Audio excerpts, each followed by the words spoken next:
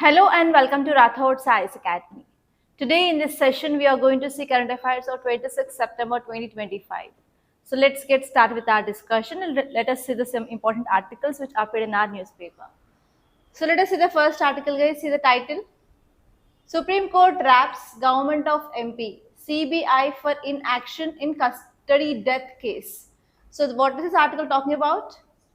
So this article is talking about one important keyword that is called as death in custody. Commonly we call it as custodial death.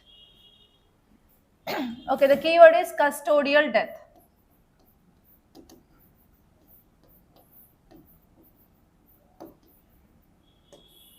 And this topic is very important from your GS paper 2 under governance point of view, and even is important from your GS paper 1 GS paper 2 under polity. Okay, so now let us see what are the dimensions that you have to see. So first of all, you have to understand what is the meaning of custodial death. And next one is you have to see types of custodial deaths. And you can also collect some data regarding how many custodial deaths are happening in India. Like that is called as NCRB data. And next you have to see which are the constitutional provisions or which are the rights of people they get violated because of this custodial deaths.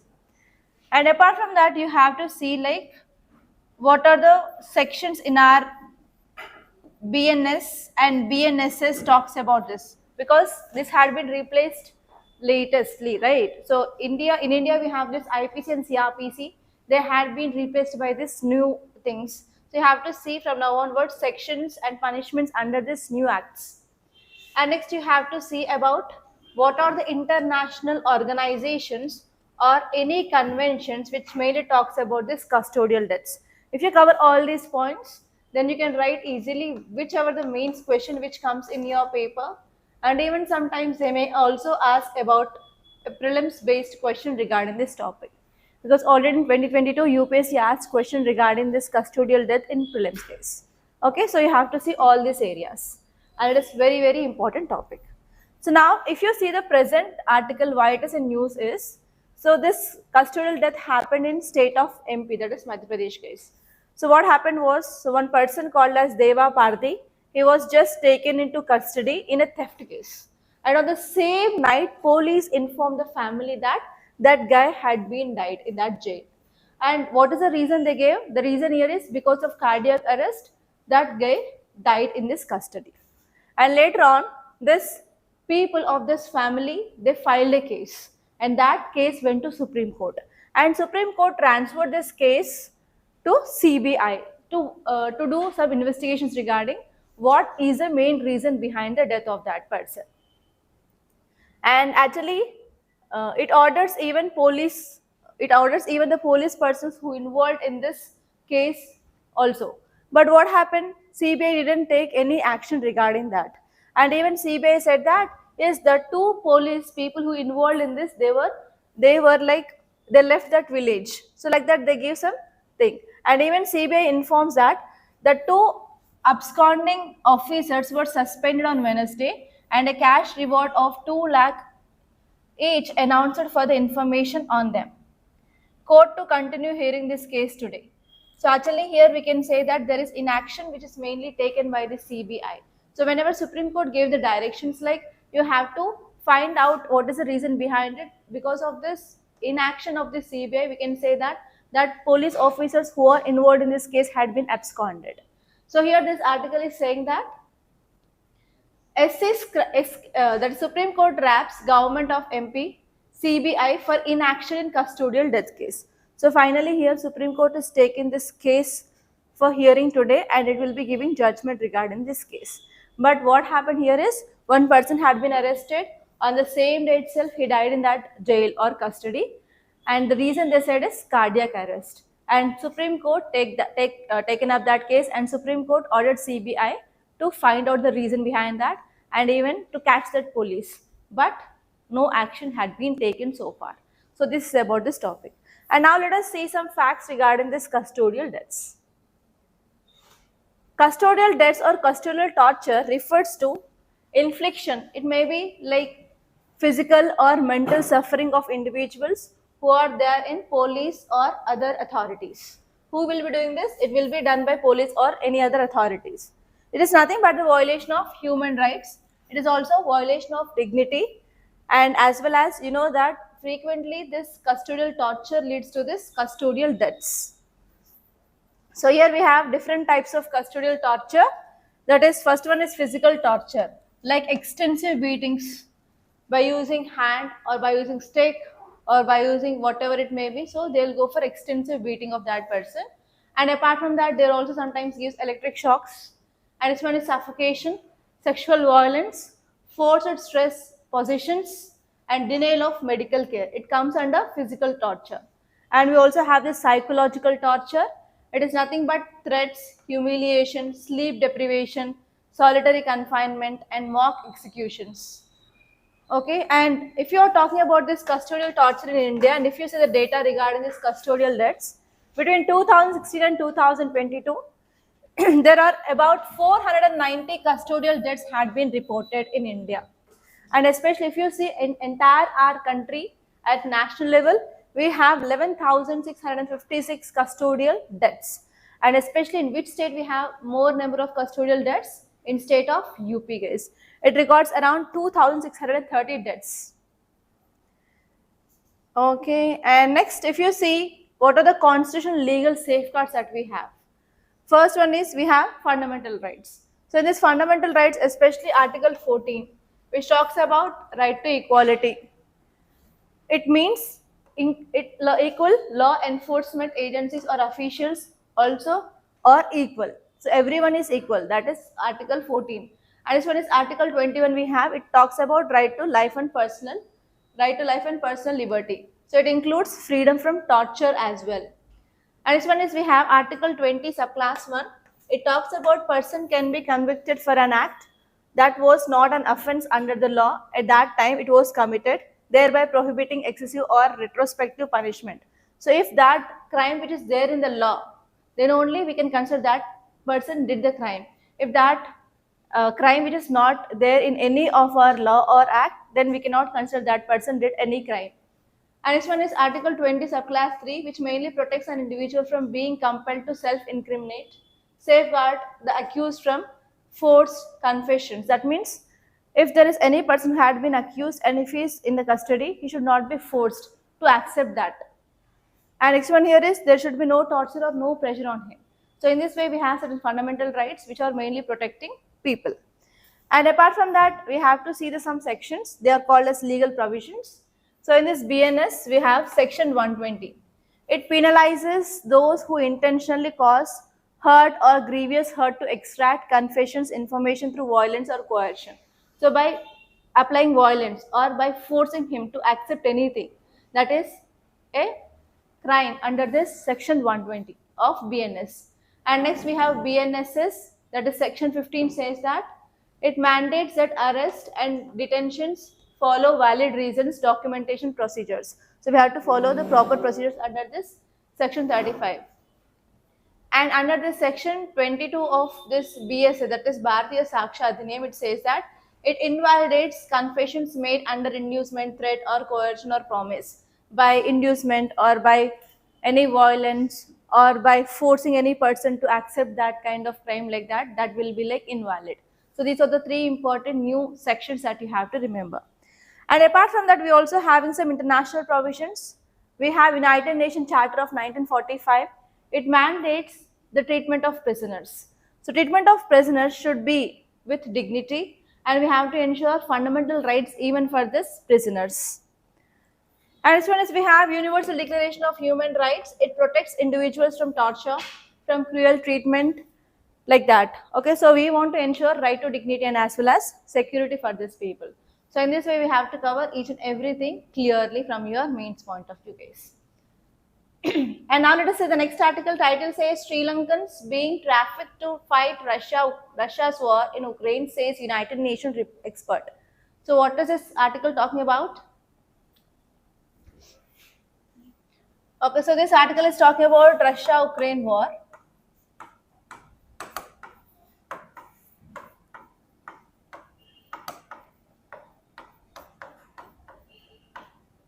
This article is important from GS paper 2 under international nations. So as you all know that when this Russia started attacking on Ukraine in 2022, exactly the date is 24th February. So from 24th February 2022 onwards, Russia started attacking this Ukraine and Ukraine also retaliating it. So that led to a full-fledged war between Russia and Ukraine, right? So what we need to continue a war? What are the requirements to continue a war, guys? According to you, what we need? Okay, we need equipment. We need finances. Next. We need defense power. Next. Okay, we need political stability. Next. Next, what we need? We need manpower, yes or no? So without manpower, who will use this equipment? For whom we need finance, everything, right? So we need very important thing, that is manpower. So what is happening here is, so from last 3 years onwards, this war is going on and many people, they are dying, they are losing their life. So will these Russians wants to be the front liners in the war? Obviously no. So what is the now choice? What is the options that they have now? So they can recruit people from other countries. So if they want to recruit it legally, will anyone come forward voluntarily to join this war? No. So because of this, they are going for human trafficking, guys. So actually, there are many human trafficking organizations or units. So they are recruiting people from different countries, especially low and middle income countries. So why low and middle income countries? So in these countries, they already have the problems like poverty, no employment opportunities, increasing of hunger, malnutrition, whatever it may be. So because of this, what happened? These countries will be the target for these units and they will recruit the people in the name of like, I'm going to provide you high scaled job, or I will be providing you good economic activities. So you will be getting this kind of opportunities if you're going there, like that. We will be recruiting the people from this low and middle income countries and we will send them as the frontliners to continue this Russia-Ukraine war. So that happened recently in Sri Lanka. So even from India also, around 60 people were recruited for this purpose. They acted as frontliners in this Russia-Ukraine war. And later on, we talked with this Russian government, and they sent back some of them, but some of them already lost their life. So the same thing happened in Sri Lanka. So in this Sri Lanka now, many people, they were trafficked for this Russia-Ukraine war. Okay, so here this article is very, very important, guys. So if you say this context, it says that the issue of Sri Lankan nationals being trafficked to fight in Russia's ongoing war in Ukraine has gained international attention now. Especially United Nations experts says that yes, lots of Sri Lankans, they were trafficked to Russia to participate in this war. So if you see the details of this article, it is saying that there are certain reports which are saying that Moscow has faced severe manpower shortages that led to aggressive recruitment tactics. They are going for this human trafficking, and we have some trafficking syndicates and they are operating in especially low and middle income countries like Sri Lanka, India, Nepal and Central Asian part. And actually they are recruiting especially youth in the name of high paying salary jobs in sectors like construction or security in Russia, and they are shifted to this Russia, and now they are acting as a frontliners in this war. According to Sri Lankan Foreign Ministry and United Nations estimates, over 400 Sri Lankan men have been trafficked from this region, and out of this around 89 were already died. But if you see the real time data, it might be more than this number. Many people will be not going for proper documentation because of fear, right? So according to the documentation, we have the data like 400 Sri Lankan men, so they were trafficked, but we don't know unofficially how many members went to Russia. And what is the impact of this? Obviously, there will be loss of life and injuries. Yes, already 89 Sri Lankan traffickers, they already died here. And next one here is family devastation happens. Orphans, widows and indebted households, exacerbating of poverty, everything can happen. And this one here is victims will report torture sometimes, forced drug use, moral injury. So because of this, it will be having impact on their mental health as well. And this one here is if you see economic impacts. So actually, whenever our citizens are going outside of our country and whenever they are working in other countries, what will they send back? They will send back remittances. So if they are losing life in this Russia, so can they send back this remittances to India? No, again there will be remittances lost to this Sri Lanka now. And not only that, there will be also brain drain, loss of young workers, especially these young people are like brains. Young brains are the fuel of the country's economic development. Now they are losing that. And apart from that, here there will be increasing of trafficking vulnerability, and even there will be related crimes can also happen. And apart from that, there will be the social stigma, especially increasing of ethnic minorities in that region. And next one here is gender and inequality exaggeration can also happen, and even that will lead to public health crisis as well. And if you see what are the international and diplomatic impacts, there will be increased tension between Russia and Sri Lanka now because of relations stand out. And next one here is United Nations global scrutiny will also increase now, and apart from that, it will also cause some regional ripple effects, like wherever this Russia and this low and middle income countries are part of organizations, in that organizations there will be decreasing of relations or the stalling of talks can happen. So in this way, because of this article, we can see like multiple impacts that we can see in different areas. And see this article, guys. Title says 50% of UP industries flout norms, report on Ganga pollution. So recently we discussed one article regarding this pollution of rivers in our country. So what we discussed there?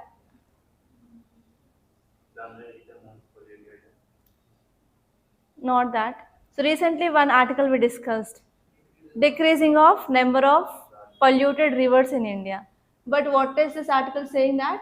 In Ganga, the main reason of this pollution of this river Ganga is industrial effluents, and actually 50% of industries across this river Ganga, they are not following the guidelines.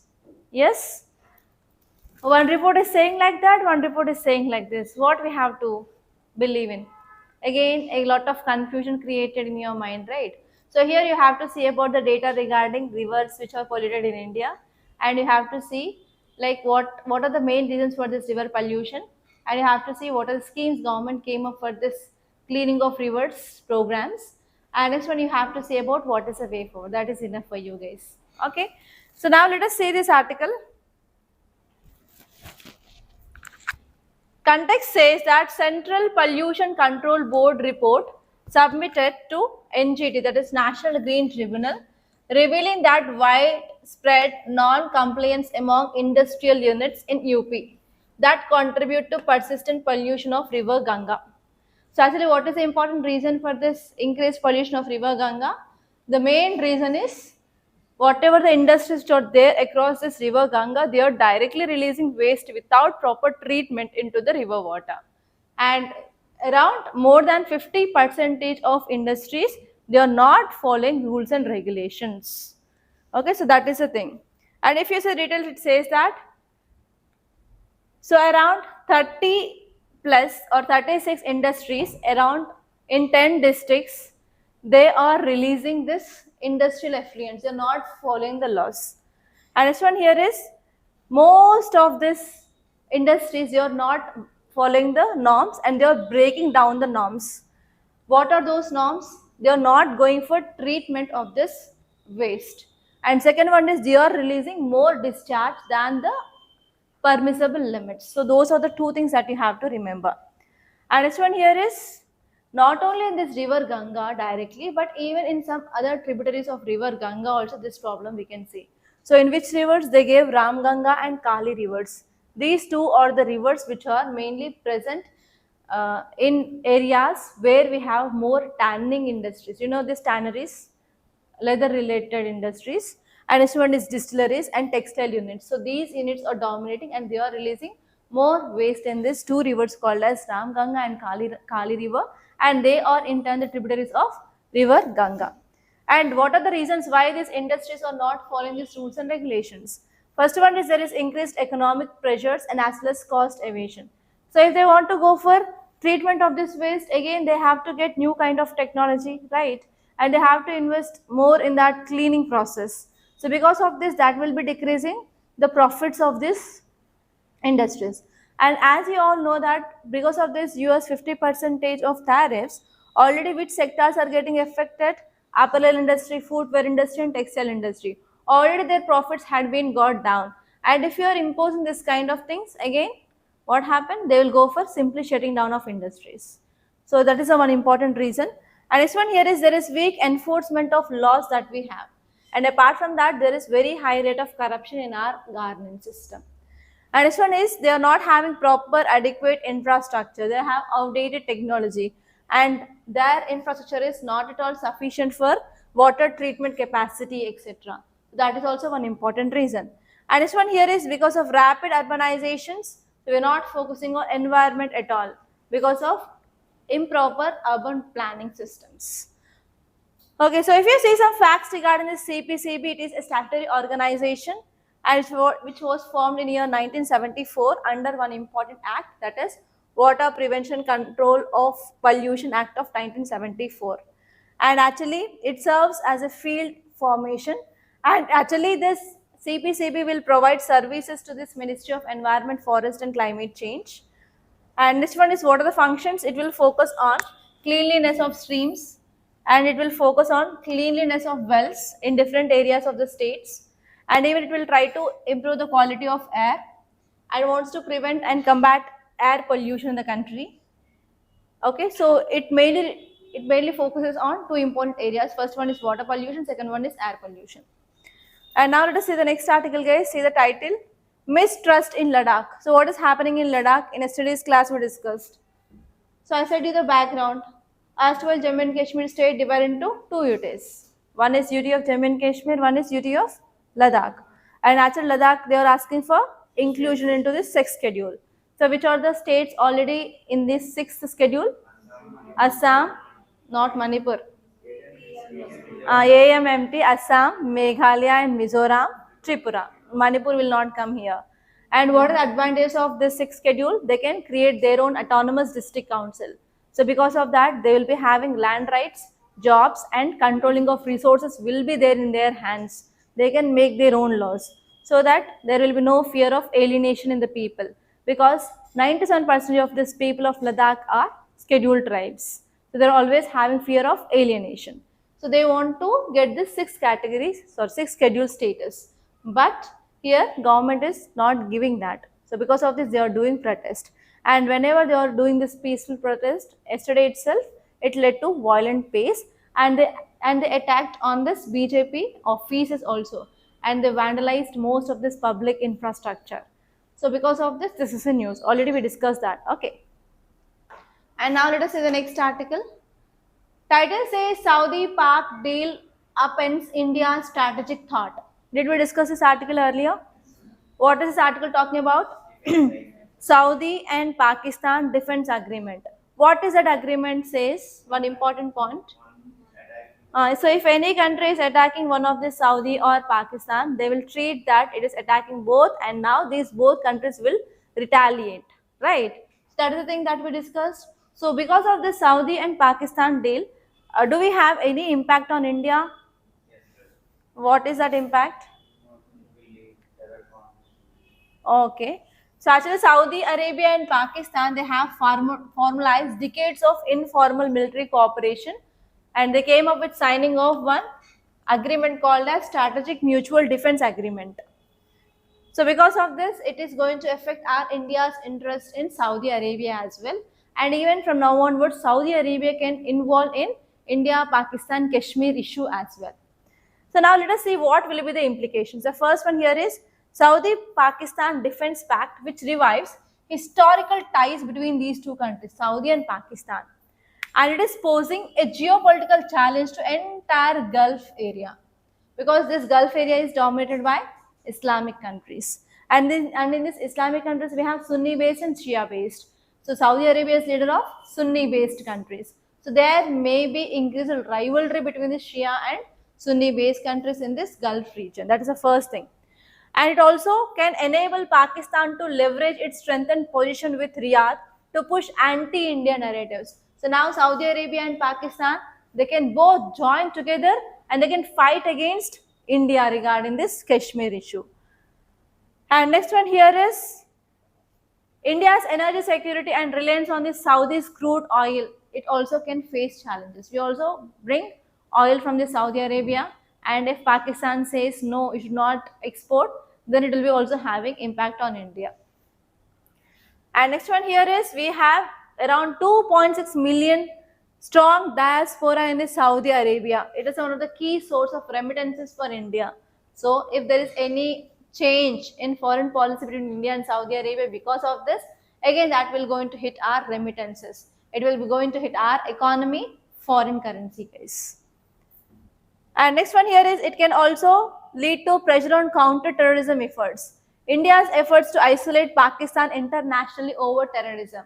So recently what happened? Pakistan did air strikes on TTP in Afghanistan, Pakistan border. Recently we discussed, right? And then while discussing that article that I said that, yes, we can showcase it to other countries and we can have a strong hold that Pakistan is doing this kind of activities. But now Saudi Arabia and if Pakistan, they came up with this kind of defense agreement, then again it will have impact on India's stand hold on Pakistan's terrorism activities. And this one here is finally it will also destabilize arm race in advanced technologies. So Saudi can financially support this Pakistan so that Pakistan can even modernize its equipments. Okay, so that they can invest in combat drones, hypersonic missiles, cyber warfare. So that what happens? India can get disadvantaged regarding this advancements in equipments. So even on one side, Saudi Arabia is very important for India. First one is, as I said, we want Saudi Arabia for our energy security. And this one is for economic partnership also, Saudi Arabia is very important. Because Saudi Arabia is the second largest trade partner of India and Saudi Arabia ranks 5th for India. So because of this, it will going to affect our investments as well. And this one here is India and Saudi Arabia also improving the defense ties. Like we came up with a joint exercise like Sada Tanishq on land and Al Mohed Al Hindi is one exercise which is nothing but naval exercise between India and Saudi Arabia. So it may also getting impacted now. And as far as Saudi Arabia support is very important for one of the important project of India, that is IMEC. IMEC is nothing but India, Middle East, Europe Economic Corridor. So India wants to connect Europe through this Middle East region. And Saudi Arabia is part of Middle East. If Saudi Arabia is not giving permission for that, again it will be having impact on our ambitious project to connect Europe. And next one is our diaspora, as I said. And next one is India also came with lots of initiatives with Saudi Arabia. That is nothing but green energy, that is solar, hydrogen technology, AI, fintech, etc. So from this point of view also Saudi Arabia is very important. We have to wait and see like how this agreement is going to have impact on our India, guys. Okay. So these are the important topics that happened in our today's Hindi newspaper. By this I'm concluding. Thank you so much guys for watching, and please do like this class and share this class to your friends. And do subscribe to Rathods Science Academy, don't forget. And you can follow us on our Telegram page where we are sharing this PDF of current affairs every day. And you can follow us on our Instagram page where we are providing prelims questions with answer and as well as mains question with model answer and also current affairs in short. Don't miss this, guys.